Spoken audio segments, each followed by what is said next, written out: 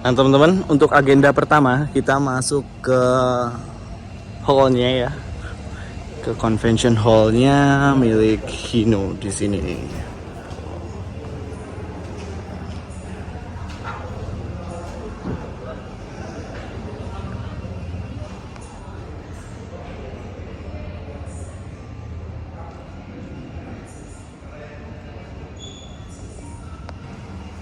Yuk, kita masuk.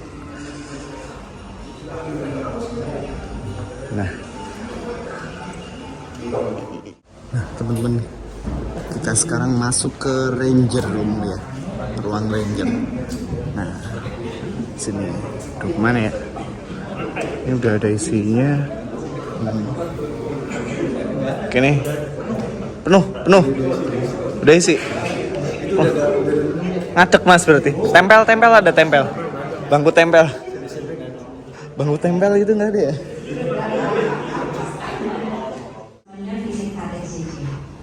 Kami ucapkan terima kasih atas partisipasi dari Ibu dan teman-teman Bismania sama teman-teman program yang hadir di sini. Dan suatu kesempatan dari saya untuk menyambut ada Bapak Santiago Wardoyo selaku Chief Operating Officer Director Academy Universitas Indonesia. Ada Bapak Ahmad Wildan selaku Senior Investigator dari KNKT. Ada Bapak Denny Darmawan dan Bapak Haris Budiman, manajemen dari PO Mas.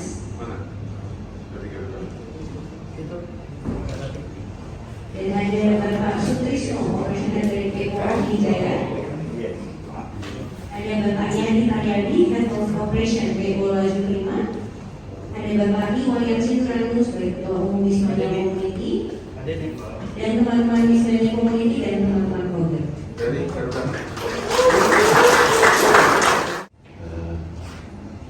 Selamat pagi semuanya. Senang sekali kita bisa kumpul lagi di sini. Ada 30 anggota Bismania ya di sini. Yang paling kelihatan yang rambutnya keriput. Betul Pak. Benar ya. Baik. Dan juga ada di Google di sini sebelah 11 ya. Terima kasih atas waktunya. Pertama, saya juga ucapin terima kasih ke Pak Wildan atas waktunya. Ya, senang sekali ya, saat ini saya berada di tengah Bapak dan Ibu sekalian di kondisi yang sudah mulai macet. Jadi saya juga berangkat 1-2 jam saya coba antar-antar. Dan memang udah macet sih, tapi menurut saya ini hal yang sangat-sangat positif bagi saya. Kalau saya bandingkan waktu tempo hari 2 tahun yang lalu ngenes tuh kalau orang Jawa bilang ngenes. Tapi sekarang udah mulai macet, oke lah, saya puji syukur. Saya juga telah mendengar bahwa PO bus dari sektor akap saat ini juga sudah mulai balik normal. Dari tim dari IBA Group Mas, bukan dari beberapa PO bus tapi sudah full bahkan sampai lebaran nanti. Saya sangat senang dengan hal-hal tersebut dan ini membuktikan bahwa bisnis transportasi bus sudah pulih lagi, sudah recovery. Oleh karena itu, Hino juga sangat memperhatikan tentang perawatan kendaraan bagi para pengguna Hino sehingga kendaraan akan selalu tangguh dan awet. Seperti hari ini ada beberapa customer yang menggunakan produk Hino dan telah mencapai lebih dari 1 juta kilometer tanpa adanya overhaul. Ini hal yang sangat luar biasa dan nanti kita akan memberikan penghargaan kepada mereka dan mendengarkan pengalaman mereka dengan Hino di sesi talk show. Mohon masukan dari tim IBA maupun Garuda Master. Karena ini saya rasa penting sekali ya bagi khususnya untuk teman-teman Busmania sebagai pengguna bus ya. Perawatan kendaraan itu menurut saya penting. Kalau saya ngobrol dengan polisi lalu lintas ya, tingkat kecelakaan nanti mungkin bisa ditegaskan lagi dari Pak Wildan. Itu ada dua yang paling besar adalah human error sama masalah perawatan kendaraan ya, kondisi dari bus tersebut. Nah inilah salah satu contoh dari PO Garuda Mas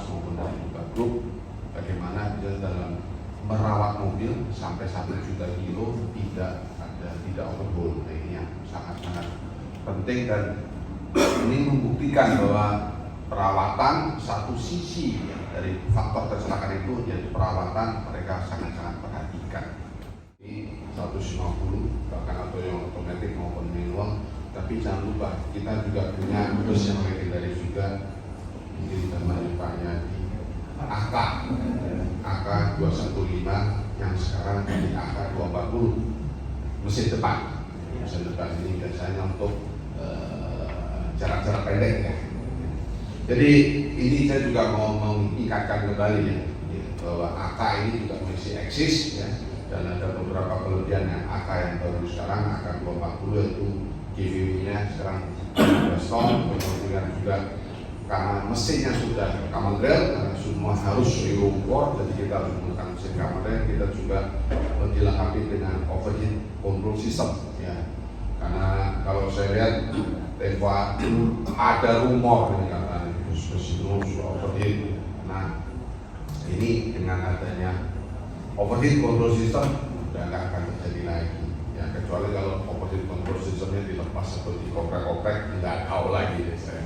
Ya, tapi selama diikuti prosedur standarnya saya rasa akan aman ya. Dan juga dilengkapi dengan full air brake, dan juga ada fitur ABS ya. Dan lebih nanti akan detailnya akan disampaikan lebih produk ya, sekaligus masalah sasis dan segala macamnya. Dan untuk angka 240 ini juga sudah ada order juga dari PO Kalisari Surabaya maupun PO Bagong di Malang, dan juga PO dari Jaya. Baik, selain itu Hino selalu mendukung program pemerintah tentang keselamatan berkendara. Maka dari itu Hino sebagai ATPN pertama yang membuat tempat khusus pelatihan untuk para pengemudi baik secara teori maupun praktek, dan telah bekerjasama dengan lembaga BNSP untuk sertifikasi driver profesional. Nanti kita akan melakukan fasilitas tour dan mengikuti fasilitas dan juga kita akan bisa melihat dengan langsung dan mencoba fasilitas-fasilitas di Hino Total Support. Sebenarnya untuk program keselamatan ini sudah lama Pak ya, di Indonesia ini bergabung ya, sudah banyak sekali. Namun demikian ada sebuah paradigma yang selama ini ada di diri kita, dan ini berpengaruh terhadap semua pengoperasian transportasi. Ini mungkin cikal bakalnya adalah diawali dari Undang-Undang LHJ nih Pak, salah ini. Jadi di dalam Undang-Undang LHJ ini beda dengan 3 undang-undang transportasi lainnya. Ada 4 undang-undang transportasi, penerbangan, pelayaran, kereta api sama LHJ.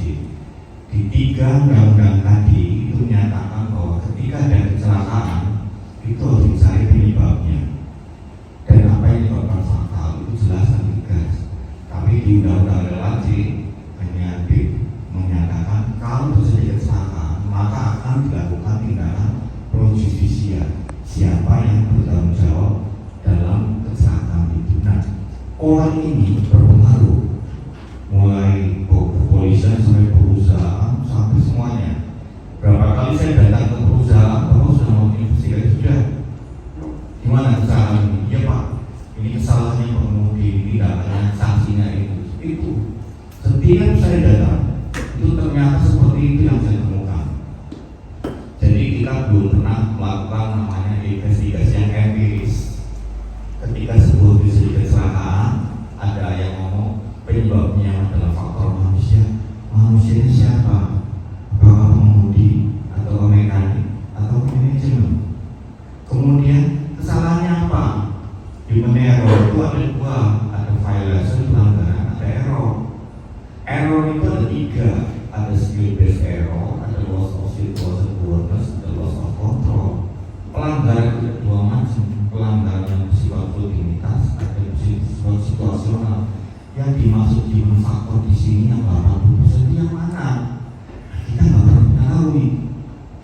Jadi ketika kita nggak tahu apa yang terjadi, kita susah untuk mencegah itu terjadi. Nah, Nah, jadi di Undang-Undang LHJ itu ada dua definisi Pak sebenarnya. Pertama kecelakaan, dua keselamatan. Kecelakaan itu adalah suatu kejadian yang tidak diduga dan tidak disengaja. Itu 99% ranahnya Tuhan. Kita hanya 1%.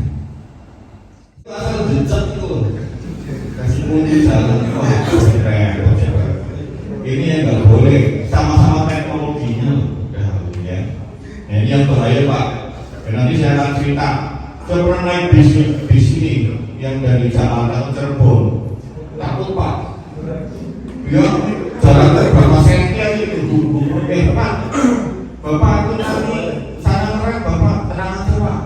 Bis ini pakai rem ABS. Enggak ngerti dia. Rem ABS apa nggak ngerti dia. Dikira itu rem ABS pakem bukan. Dia nggak ngerti bedanya rem ABS. Nanti saya akan jelaskan di talk show. Rem ABS itu apa? Jadi pengemudi harus memahami. Jangan punya teknologi hebat. ABS semua mepet berapa senti itu. Saya pikirkan dia akhirnya itulah saya turun cepat. Turun saya nyambung lagi pakai kereta. Geblek kayak saya kapok saya. Turun saya turun di Jatibarang saking takutnya itu di Jatibarang saya turun naik kereta ke Tegal nyambung naik kereta. Berani ya berbicara terus ya. Mepet terus dia. Ini bisa-bisa saya nggak nyampe Tegal gitu ya. Itu Bapak Ibu sekalian, jadi sekali lagi kami terima kasih sebanyak-banyaknya, apresiasi yang setinggi-tingginya dengan kegiatan ini, dan mudah-mudahan ini akan terus berlangsung ke depan. Jadi 3 hal Pak yang perlu sentuh: pengemudi, mekanik, juga manajemennya, agar mereka bisa memahami ya mengenai ini. Karena kita menemukan beberapa bolong-bolong itu mulai dari pengemudi, mekanik, dan manajemen juga berbolong-bolong. Semua harus diberikan knowledge agar kecelakaan itu bisa dihindari. Demikian, terima kasih wabillahi taufiq. Wassalamualaikum warahmatullahi wabarakatuh. Dan selanjutnya saya mau undang Pak Wayan Sambul, Ketua Bismania Community untuk berbagi kata sambutan.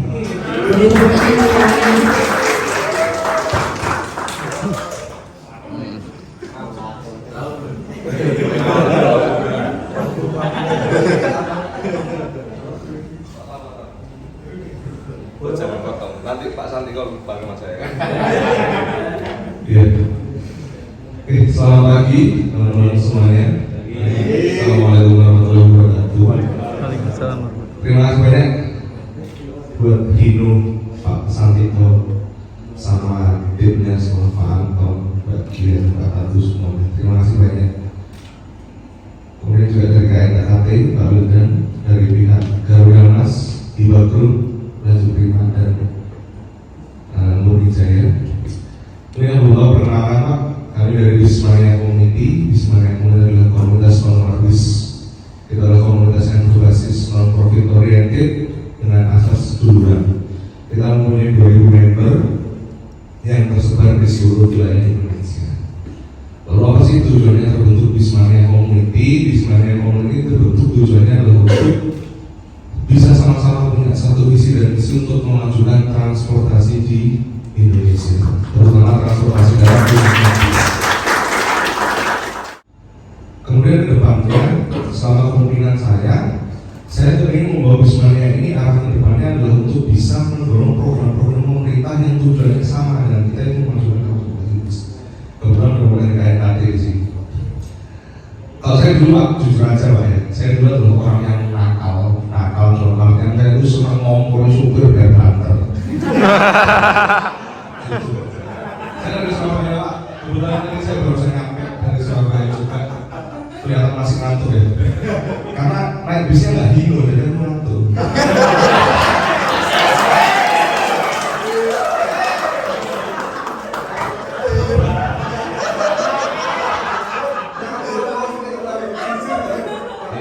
Didukung dong, tangan mau dikurangin cepat. Iya, saya senang Bapak ngomongin supir, cepat lari, cepat Bapak. Wah kita sampai sore itu taruhan di jam 2007-2008, taruhan pulang dari Bung Nasib, tahu naik bis belakangnya, kalau naik depannya apa? Kita bahkan nanti teman-teman kita ngasih rokok Pak, banter sampai ke kosan baru sampai ke depannya. Kayak kayak gitu. Aku seneng banget biar bis nempel 5 cm, jelas rapi dan sebagainya. Itu seneng banget Pak.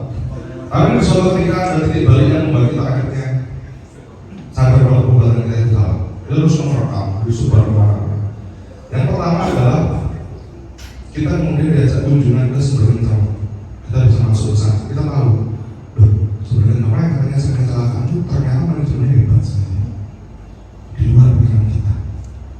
Terus perusahaan ini sudah membuat manajemen sistem seperti itu malah dirusuh sama teman-teman kalian pengembangan bisnis. Lu kok bodoh ya kalian bisa gitu. Dan ada event kan sengaja. Apa ada kejadian nggak terduga itu adalah kecelakaan sumber kencang di Mojokerto yang menabrak elf sampai meninggal beberapa orang. Nah itu teman-teman bisnisnya diundang sampai ada di daerah di Jawa Timur. Dari situ akhirnya kita rasa kita udah gak waktunya kayak gini lagi. Sampai kita akhirnya mengkampanyekan satu kata ya udah satu kalimat saya untuk kompor. Kompor bukan kompor LPG buat masak ya, bukan. Tapi kompor adalah istilah untuk teman-teman yang senang ngomporin bis buat banter, driver buat banter. Ayo berubah, mindset kita mulai berubah. Kita buat satu event kampanye lagi jalan raya milik bersama. Sebelumnya ada ayo naik bis, kemudian stop lemparan kaca, lemparan batu di jalan raya. Itu yang masih sering malah terjadi. Gara-garanya apa? Ya bukan gara-gara orang kita tidak tahu siapa yang salah, tapi jelas orang lempar itu di satu sisi ada yang memang menyiapkan untuk lempar, atau memang ada bis ugal-ugalan yang mereka terlalu kesel. Korbannya ada salah satu yang berkitar dari Surabaya, Mas Yuda Rahman, drivernya PU Putri Tunggal, kena lempar batu di situ Bondo. Padahal dia tak ngobrol, menunjukkan bukti videonya. Sampai sekarang kondisinya masih belum bisa penglihatannya kembali normal. Dan kabar dokternya, kata dokter sepertinya akan kecil kemungkinan untuk bisa melihat dengan normal. Efek dari bagaimana itu. Nah itu jadi tujuan kita seperti itu. Saya cita-citanya dulu jadi pengemudi bus. Ya, dulu bis kebanggaan saya itu dulu dari pada saat itu saya pengennya jadi supir bis yang Menara Jaya dulu ada bis. Jadi saya paling suka sampai sekarang jadi saya itu suka bus karena orang tua saya jadi supir bis itu di situ. Nanti saya pengen ikut masuk. Nah, siap, boleh nanti bagian Mas Guntur ya bisa kontak dengan Pak Wildan. Biar setiap kali ada kegiatan kita undang Pak Wildan sebagai narasumber atau sebagai yang berkehormatan. Nah itu kita punya jargon sejati timbul seduluran Pak, semuanya saudara, semuanya sama. Kita tidak membedakan, PU ini nggak punya tronton, nggak punya bis premium, nggak mau dinaikin sama dimana enggak. Pak Sandi kok tahu sendiri, Jambore Nasional kita kemarin yang dengan melaksanakan acara di Dusun Sekilir, kita tidak ada unit premium yang datang, malah ada intercooler, neoplan, bisnis alam dan lain-lain. Kita nggak memiliki masalah. Dan ada satu ini Pak, ada satu lelucon yang akhirnya kita semua Bismania community lega dan tahu alasannya kenapa dulu nggak punya tronton. Keluar dari kantornya susah. Ini kita Pak, kita dari kita semoga bersama ini terus berjalin dan semuanya kita akan sampai tujuan kita di sini Assalamualaikum warahmatullahi wabarakatuh. Hino Bapak Sako Customer Center. Nah ini di bawah Hino Training Division. Next. Nah ini adalah Hino Training Center. Jadi ada 3 besar bagian. Yang pertama ini pusat pelatihan tenaga penjual operasional, ini ada di Jatage. Kemudian ada pelatihan untuk mekanik juga ada di Jatage. Dan kami di sini pusat pelatihan pengemudi. Ini khusus untuk pengemudi. Ada di HTCC Purwakarta. Nah, apa sebetulnya visi kita? Ya, jadi menjadikan dunia tempat kehidupan yang lebih baik, membantu kelancaran transportasi yang aman, ekonomis tetap bertanggung jawab dalam menjaga kelestarian lingkungan yang memperhatikan pengembangan yang berkesinambungan. Jadi kalau bahasa di Jepang itu ada namanya, saya bagaimana para pengemudi itu harus tahu titik buta di bagian depan, kanan, kiri, dan belakang. Itu kami sudah set up di sana. Nanti teman-teman bisa coba naik di posisi pengemudi. Oh, di mana nih titik butanya? Ya, nanti saya akan jelaskan di sirkuit. Kemudian driving simulator ada sebetulnya sebelah kanan kita, Bapak. Cuma kami belum operasionalkan karena kami lagi upgrade. Ya, kami upgrade untuk yang lebih mutakhir tentunya. Ada Pak Peter di pimpinan kami. Kemudian di bawah beliau ada training dan sistem evaluasi, ada training teknikal, RSP, LPK, HMC, ada non teknikal, dan kami di sini HTSCC. Jadi kami ini adalah departemen dan Pak Peter sebagai division head kami. Ini baru 7 orang Pak sampai hari ini. Mudah-mudahan tahun depan kita bisa menambah. Jadi saya sebagai departemen head ada asesmen Pak di tanah, dan juga ada untuk yang bus dan juga truk untuk training dibagi 2. Jadi ada customer relation, ada admin, berbeda teknologi, akhirnya berbeda karakteristik, dan juga pengaruh dari muatan juga. Kemudian karakteristik of human, ini kita bicara attitude sesuai dengan arahan juga dari KMKT, dari Kemenhub juga. Kami mengacu kepada kompetensi BNSP bahwa ini sangat penting mengenai karakteristik of human. B3 kalau bahasa BNSP, kalau Kemenhub itu B2 karena ada PMN-nya. Kemudian mengemudi angkutan massal dengan angkutan pusdani dan tiket ini seperti halnya Transjakarta. Ya, jadi Transjakarta harus seperti halnya. Materi apa? Silakan follow Pak. Ya, jadi ada semua. Ya. Tetapi kami pantau terus kalau para pengemudi yang sudah training di sini ada WA grupnya. Dia nggak boleh sembarangan mengupload, apalagi dia lagi nyetir. Kalau dulu itu lagi nyetir masih live, gitu ya. Sekarang udah nggak bisa bilang, Bapak saya akan nggak berikan sertifikatnya. Jadi saya kontrol Pak, ya ada grupnya, ada sertifikat sekarang. Baik, itu Bapak Ibu yang bisa kami sampaikan. Nanti selanjutnya setelah sesi ini kita akan melakukan praktek di instruksi kita. Terima kasih. Assalamualaikum warahmatullahi wabarakatuh. Sebelumnya perkenalkan saya Hadi Wirawan, perwakilan dari tim produk HMSG. Pada kesempatan kali ini saya ingin sharing ya, dan maaf rasanya kalau misalkan datang ke event Dino tidak sekalian sosialisasi mengenai produk Dino Euro 4. Tapi tenang saja Bapak, kebetulan tidak ada slide mengenai front ya, jadi bisa berlangsung aman, lebih cepat dan lebih lancar.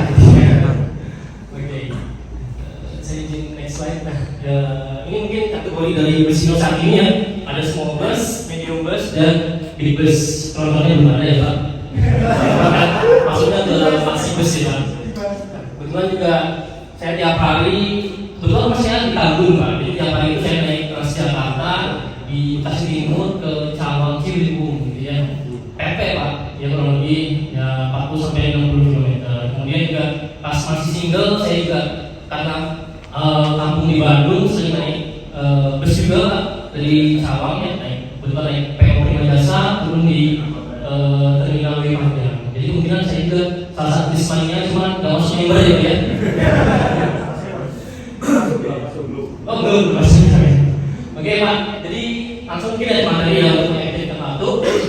Seperti kita ketahui di April 2022 ini pemerintah melalui Kementerian Perindustrian, kemudian Kementerian Lingkungan Hidup dan Kehutanan mencanangkan standar emisi Euro 4 untuk seluruh mesin diesel ya. Ini juga ditambahkan dengan komponen after treatment. Nanti saya coba sampaikan apa saja sih yang ada di Brisino komponen after treatmentnya. Kemudian yang kedua, tak kalah pentingnya Pak, yaitu pemakaian bahan bakar. Bahan bakarnya harus mengikuti anjuran dari pemerintah, yaitu dengan kandungan sulfur di bawah 50 ppm. Ya, jadi dari kami sudah menyiapkan teknologinya, ya, engine counter beserta after treatmentnya. Dan nanti dari PO-PO ini yang bisa menyesuaikan agar emisi Euro 4 ini bisa tercapai, yaitu dengan kandungan sulfur 50 ppm.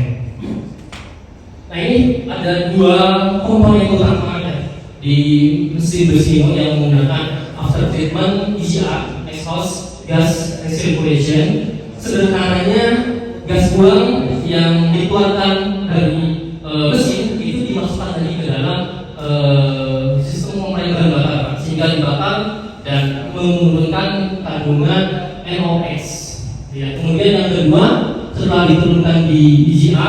kita juga dikurangi emisi gas buangnya di komponen yang namanya DOC atau diesel oxidation catalyst, gitu ya. Komponennya ada di bagian muffler, Pak. Kurang lebih seperti ini perangkatnya ya. Jadi ada dua komponen utama after treatment, ada GR dan DOC. Kalau ATPM lain kan kita orang tahu ya, mungkin ada yang menggunakan SCR, ATPM dan lain sebagainya. Nah, kita masuk ke produk yang AP4. Kita punya 3 kategori di bus, ada microbus, kemudian ada medium bus, dan ada big bus, Pak. Ya. Di microbus kita ada 115 SDB, 115 SDBL, chassis only. Kemudian juga kita di Januarnya varian baru, Pak, varian RTU ya, ready to use. Jadi biasanya kalau customer beli chassis ke APM, kemudian juga order body kalau seri, tapi ini langsung, Pak, dari APM sudah menyiapkan unit ready to use, sudah komplit dengan body. Kita ada 4 varian, ada prime cap dan ada flexi cap. Ada yang versi short dan juga ada versi longnya, Pak. Karena biasanya nunggu sampai 2 bulan setengah ya untuk jadi body, tapi kita coba langsung dari varian customer dengan komplit body. Kemudian yang kedua ada medium bus, kita punya 4 varian, ada GB 150, GB 150 long, kemudian juga ada GB 150 AT dan GB 150 long AT. Mungkin ini varian medium bus pertama ya di Indonesia yang menggunakan transmisi otomatis. Dan ini pengganti dari FB 130, Pak. Itu salah satu chassis regulasi kita ya di medium bus. Oke, kemudian di big bus, Pak, yang kita beli terakhir ada 5 varian kita ya. Ada AK240 ya, dari yang sebelumnya AK215, kemudian ada AK280 dan AK280 ABS. Jadi bedanya non ABS dan ABS ya. Mungkin nanti pada saat talk show akan disampaikan lebih lagi oleh Pak Widan. Apa sih bedanya full air brake dengan full air brake plus ABS ya. Kemudian yang terakhir, nah ini mungkin chassis yang ditunggu-tunggu oleh customer juga ya, karena kapan datangnya gitu ya, stoknya sedikit tapi orderan banyak gitu ya, kurang lebih sampai 100 unit ya, informasi dari Tinsas. Ada RM280 dan RM280 ABS. Ini adalah subsektornya dari RM285. Nah ini kurang lebih gambaran produk Finobus yang boleh semuanya. Kita coba bandingkan dengan AK215. Yang pasti dari Euro berbeda ya, Pak ya. Dari Euro AK215 itu masih menggunakan mesin Euro 2 yaitu 08E UH. Kemudian untuk yang AK240 ini sudah menggunakan mesin Euro 4 J08E WF. Jadi secara basic mesin sama, bedanya ya tadi ada common rail dan sudah dilengkapi dengan komponen after treatment. Kemudian dampaknya apa saja sih dia perubahan mesin? Yang pertama tenaganya kita optimalkan, Pak, dari 215 menjadi 245, kemudian torsinya dari 62 ke 74. Oke, kemudian tidak hanya dari mesin ya, jadi kita coba maksimalkan perubahan di Euro 4 ini, Pak. Transmisinya juga berubah, gear ratio-nya juga berubah, dan yang paling penting BBW juga, Pak, dari 14,2 menjadi 15 ton Euro 4 ini. Dan kita bisa lihat di sini performanya, Pak. Reliability, final torque, max speed itu naik ya, performanya kurang lebih 6 sampai dengan 20% dibandingkan dengan mesin terdahulunya atau AK215. Ini spesifikasi dan performa perbandingan antara AK215 dan AK24.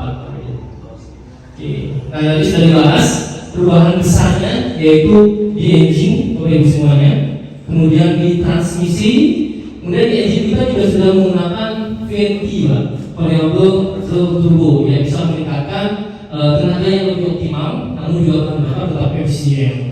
Kemudian juga kita coba tambahkan komponen preventif, Pak, karena kita tahu kan tidak hanya mesin saja yang harus sesuai dengan Euro 4, tapi bahan bakar juga harus sesuai dengan Euro 4. Tapi karena masih dalam masa transisi peralihan bahan bakar, maka kita coba implementasikan komponen-komponen yang tahan terhadap biofuel atau B30 seperti fuel filter yang lebih besar, fuel pipe, fuel hose, fuel solder, dan fuel tank yang sudah dilapisi dengan komponen yang tahan korosif.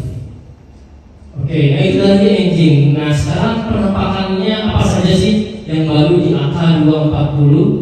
Jadi kurang lebih ada 7 komponen utama yang signifikan perubahan dari AK215 ke AK240. Yang pertama dari kombinasi meter. Mungkin kalau yang sering naik bus bunga ya, yang sering naik AK, kan kelihatan tuh speedometernya masih analog gitu ya, masih warna-warna masih blue gitu ya. Kemudian juga speednya masih segitiga pizza gitu ya, bentuk AK ya, kayak lama. Namun untuk yang Euro 4 ini kita coba maksimalkan perubahannya. Yang pertama kombinasi meter dengan tampilannya jauh lebih menarik. Kemudian yang kedua setir ya, setir sudah dilengkapi dengan teleskopik serta juga sudah menggunakan desain yang baru. Kemudian yang ketiga sudah full airbag dari Bapak Ibu sekalian, karena sebelumnya kan masih air overbrake ya. Jadi semua line up bus di Eropa sudah menggunakan full airbag, baik AK, EK maupun RM.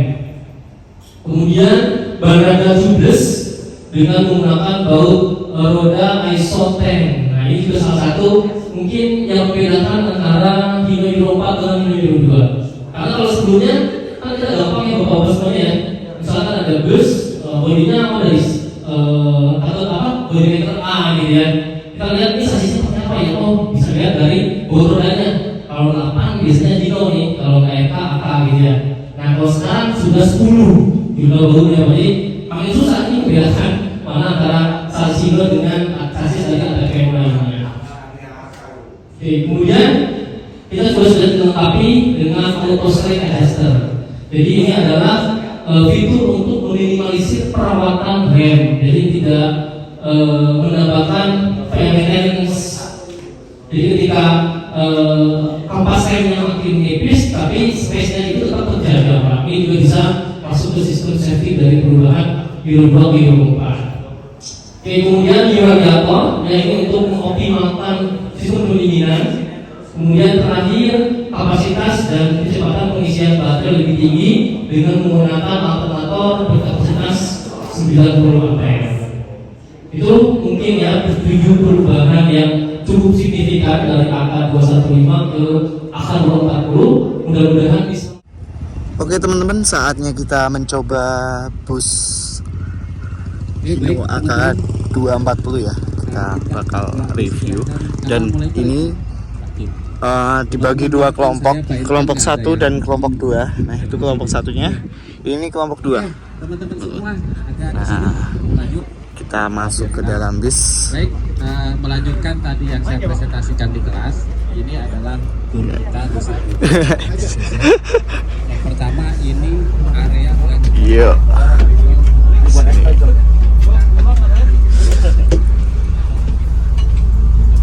Udah, bareng kamu. Memiliki knowledge, memiliki pemahaman cara melakukan perawatan kendaraan tentunya, yang mana dengan kita secara rutin melakukan pemeriksaan harian, resiko-resiko yang timbul akibat lalai dalam pemeriksaan harian ini mampu dapat dihindari dan diminimalisir. Kemudian nampak di depan bapak-bapak semua di sana kita ada area untuk sirkuit track blind spot area. Nah, pada menu blind spot area kita sosialisasikan, kita sampaikan bagaimana pengemudi mampu menganalisa, meminimalisir objek titik buta pada kendaraan. Ya, titik buta pada kendaraan tergantung yang pertama dari spesifikasi dan dimensi kendaraan, yang kedua bagaimana posisi dan postur tubuh daripada pengemudi. Semakin tinggi kendaraan tentunya semakin besar pula objek blind spot pada kendaraan. Gitu. Oke, langsung kita akan coba bergerak menuju ke track menu yang pertama. Sedikit informasi Pak, saya salah satu dari instruktur di HTSC ini sebagai instruktur untuk driver.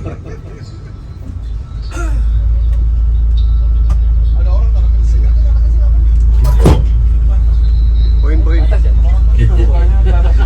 Boleh. Lah munggah. Spion kanan dan kiri bukan tanpa sebab. Di sini driver memastikan bahwa kondisi daripada kendaraan baik sisi kanan dan kiri kendaraan sudah dipastikan aman.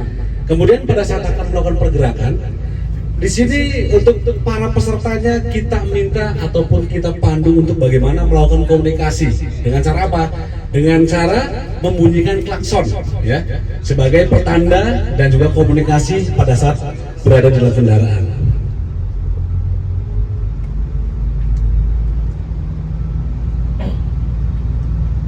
Seingat saya klakson 2 kali untuk maju, 3 untuk mundur, 3 untuk 1 untuk menghidupkan. Betul. Jadi standarnya 1 untuk klakson 1 untuk membunyikan ketika akan menghidupkan engine, kemudian klakson 2 untuk menggerakkan maju ke depan, dan klakson 3 pada saat akan bermanuver mundur 3 kali. Nah, ini adalah trek penuh yang pertama di mana pengemudi di sini biasanya untuk kecepatannya yaitu 10 km per jam, ya, 10 km per jam. Ya, 10 km per jam. Kemudian ada halangan yang pertama ataupun menu yang pertama ini adalah narrow barrier, di mana dibentuk atau didesain barrier makin menyempit, makin menyempit. Nah, kemudian Bapak tengok di sebelah kiri Bapak, di sini ada menu yang pertama, yang kedua yaitu parkir paralel. Banyak sekali pengemudi yang ternyata hanya bisa maju, sementara untuk melakukan parkir banyak mengalami kesulitan. Sehingga di sini kita praktekkan untuk bagaimana melakukan manuver dengan memahami dan mengetahui spesifik daripada kendaraannya, baik ROH dan FOH-nya. Ini untuk parkir paralel. Next, Pak. Coba Pak. Ya Pak, nanti kita coba.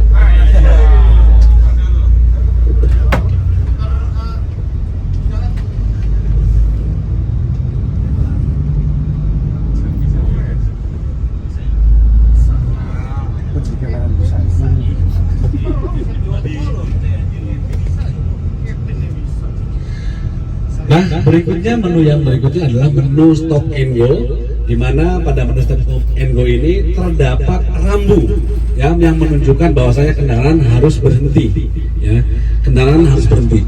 Simulasinya apa yang kita lakukan di sini? Pertama, pengemudi harus menguasai dan memahami cara dan karakter pengereman, ya, bagaimana melakukan pengereman yang aman sekaligus nyaman.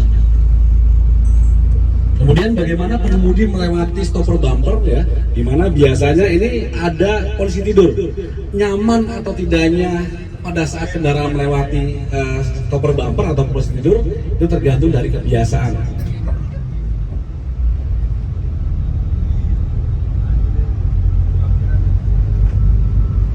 Kemudian menu berikutnya masih sama, yaitu menu parkir paralel, ya, di mana biasanya untuk beberapa pengemudi saat melakukan praktek bisa 2-3 kali bermanuver untuk dapat masuk ke servis ataupun menu paralel.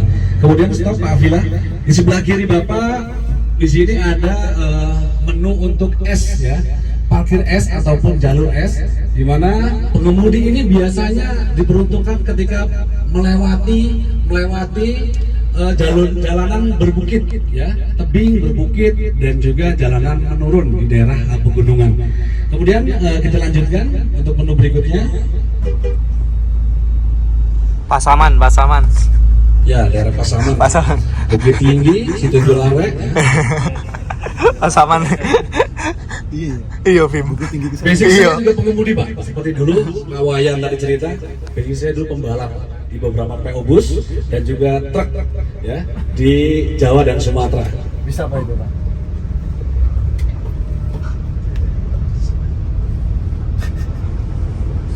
Kemudian menu berikutnya ini menu narrow barrier, masih sama dengan narrow barrier yang pertama, namun di sini narrow barrier-nya lebih dipersempit sehingga jarak antar spion kanan kirinya terbatas. Kemudian setelahnya di sini kita akan masuk ke menu putaran ataupun bundaran, di mana biasanya pengemudi memiliki kebiasaan saat bermanuver rasa nyamannya itu tidak ada ataupun diabaikan. Nah, dengan mengemudi yang konstan, ya, dengan posisi handling kemudi yang stabil, tentunya menambah rasa nyaman pada saat pengemudi melakukan manuver di jalanan memutar. Oke, kita lihat konstan, gasnya tidak naik turun, gasnya konstan.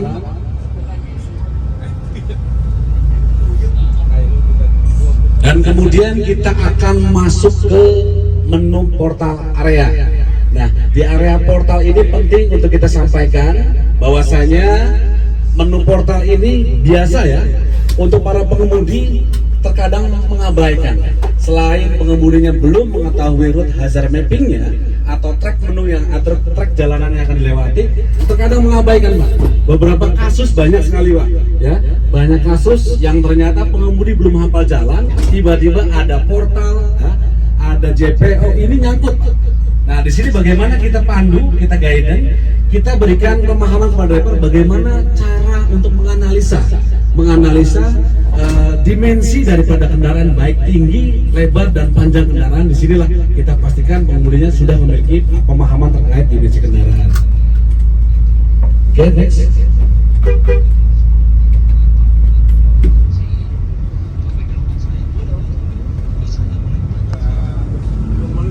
Kemudian di sebelah kanan kita, Pak, stop Pak Afila. Di sebelah kanan kita ini ada tikungan zigzag, ya, di mana pada tikungan zigzag ini terdapat barrier spring. Di tikungan zigzag ini pengemudi harus betul-betul mengetahui ROH dan dimensi kendaraan. Karena apa? Bisa saja pengemudinya nyangkut, Pak, di spring, ya, baik spion ataupun bodi belakang ini sering nyangkut di area track menu untuk parkir zigzag ini, Pak. Oke, next. Kalau pengemudi biasanya untuk melakukan manuver saat berbelok di belokan patah ini beberapa kali melakukan manuver. Terlebih pada saat melakukan handling, posisi kemudi dan ROH daripada kendaraan belum dipahami, ya, sehingga banyak sekali nyangkut di kon.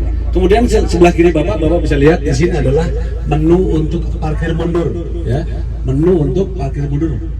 Berapa kali pengemudinya ketika melakukan mundur, berapa kali manuver, dan apakah bisa menyentuh ujung kendaraan, menyentuh daripada stopper yang ada di belakang. Oke, next.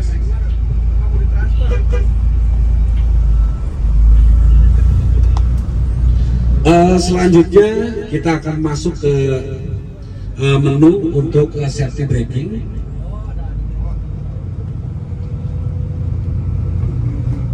Yang aman, sekali lagi standarisasi untuk pengereman yang aman adalah pengereman yang terencana.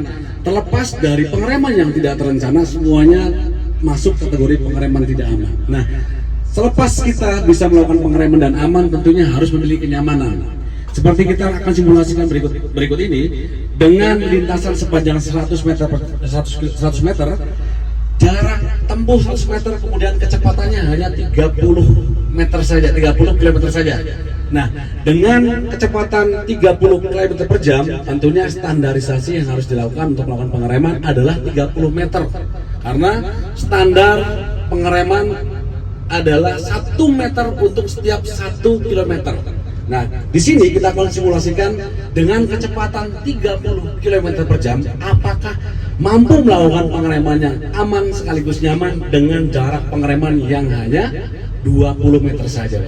Kita akan simulasikan.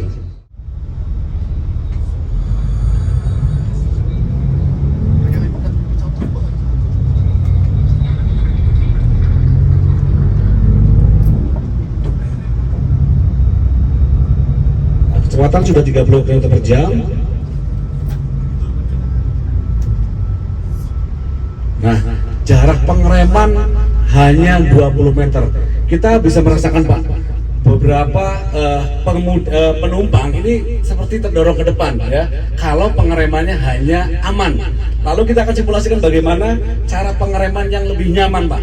Kita akan simulasikan untuk uji coba satu kali lagi. Aman sekaligus nyaman.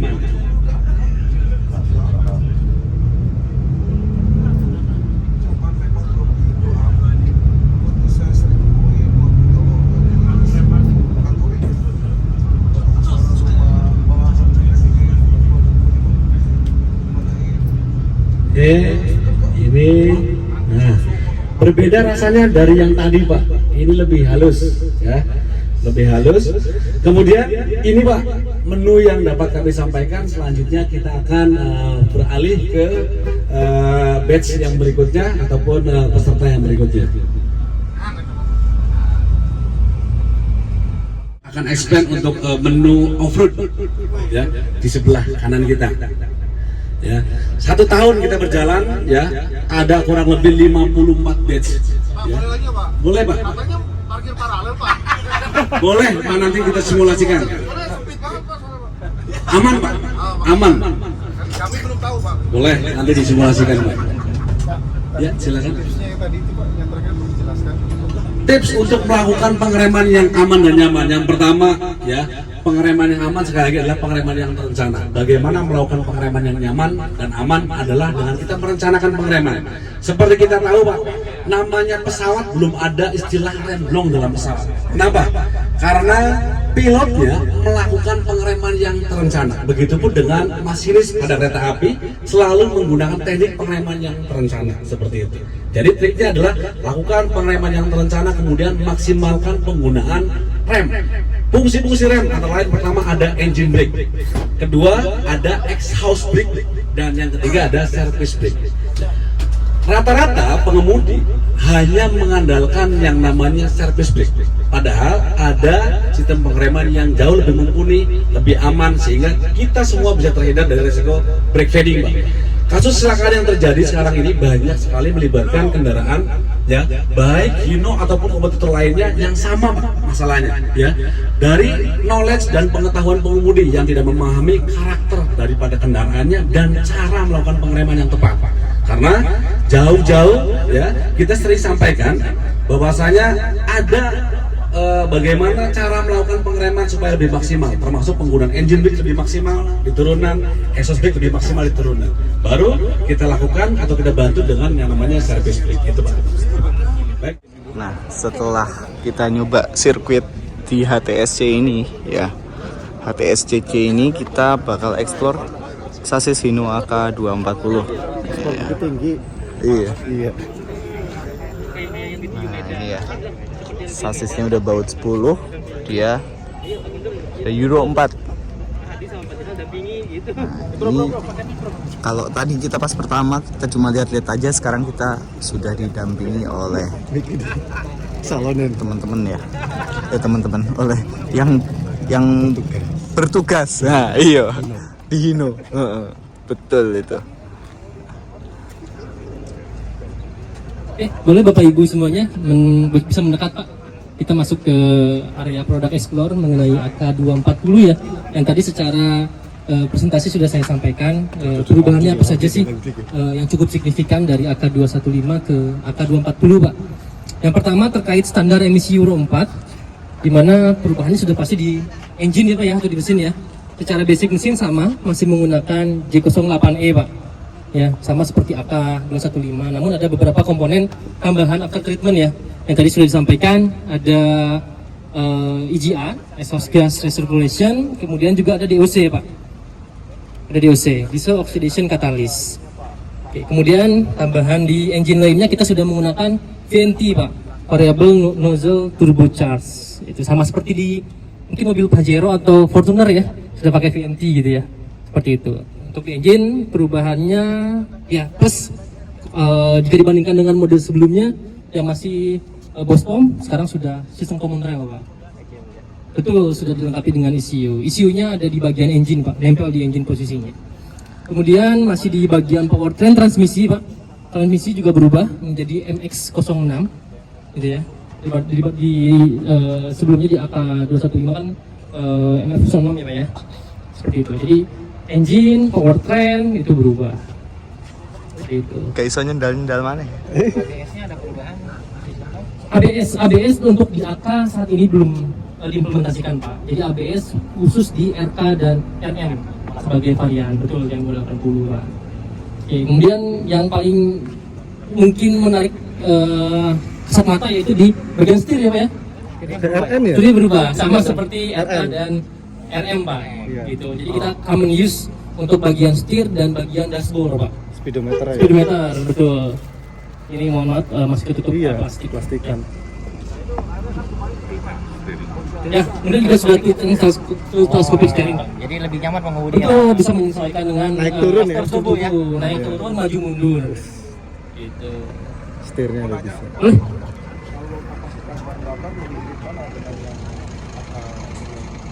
2015.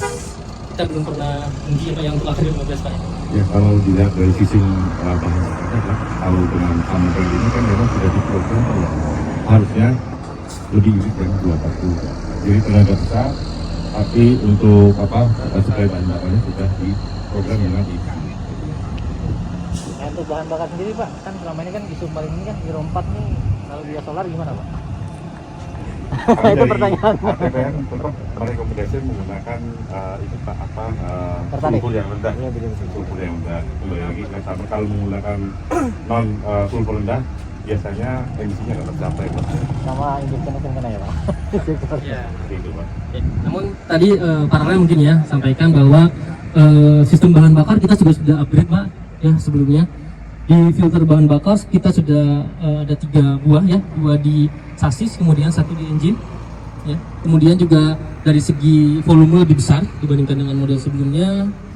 Itu 2 kali penyaringan jatuhnya. 2 kali plus 1 yang di engine. Oh, di engine. 3 jadi total ya. Nah, kemudian tangki bahan bakar juga sama Pak. Bagian dalam sudah kita lapisi dengan aluminium plating ya, sehingga betul nggak mudah karat Pak. Kalau karat kan bisa mengikis lapisan material, kemudian masuk ke filter, masuk ke mesin bisa jam gitu. Ya, betul. Besar seperti itu. Betul Pak, semuanya sih dari tangki, dari pipa kita sudah ganti Pak, dari filter, selang-selang dan lain sebagainya Pak. Pokoknya tahan terhadap korosi Pak. Tidak mudah terkikis. 3 Pak, betul. 2 di sasis, 1 di engine, standar seperti itu. Kapasitas masih sama Pak, 200 liter ya untuk AK ya. Tuh, beda kalau RK sudah 270 ya, sama sebelumnya, kemudian RM 350 Pak.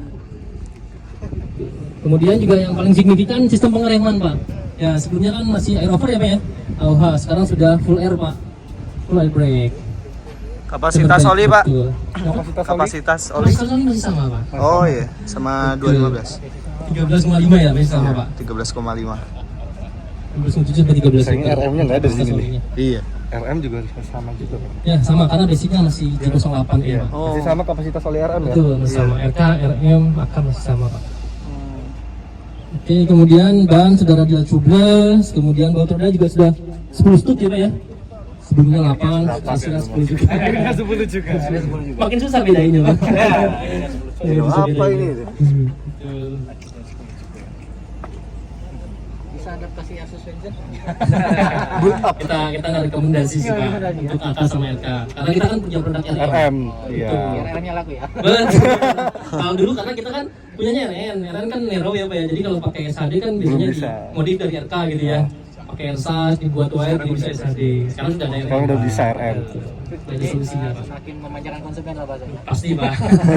Makin banyak pilihan tapi makin bingung Pak. Yang penting harganya terjangkau Pak. Nah, harganya masih tetap kompetitif Pak.